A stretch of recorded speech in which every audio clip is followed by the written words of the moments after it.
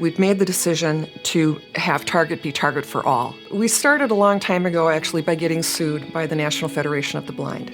And they said, your website is not accessible to us, and your website is an extension of your store. But like a lot of things that Target does, we kind of took it to the next level and the next level and the next level, and have gotten to the point now where we are an industry leader in retail accessibility. 20% of the people in this country self-identify as having a disability. Frankly, that's a huge economic market. It's very much about business, but it's also, I found, about Target leading the way. So what it's doing is it's looking at the code. This says homepage, Be My BFF, and how the code is organized in the HTML and the heading structure. And I was going down by the headings, and then I was pressing down arrow to read the additional information under each of the headings. Apple Watch Series 1, that time I missed it, $199.99. This is called a refreshable braille display that's in front of my computer here.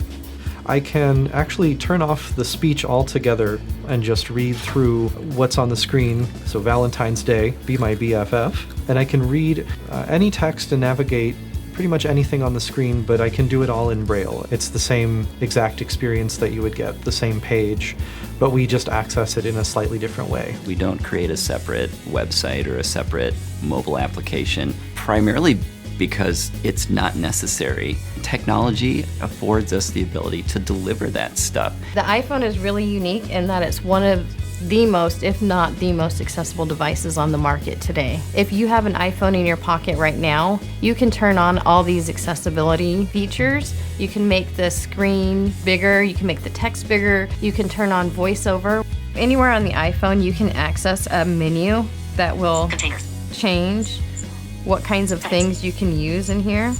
Containers, speaking rate. And so I can change the speaking rate right now. 62%, 57%, 52%. Accessibility is very much about best practices for design, for programming. People who have mobility concerns such as limited use of their arms, limited use of their hands, they can navigate Target.com using only a keyboard. We've provided different methods to do that, and I'm only hitting the tab key here.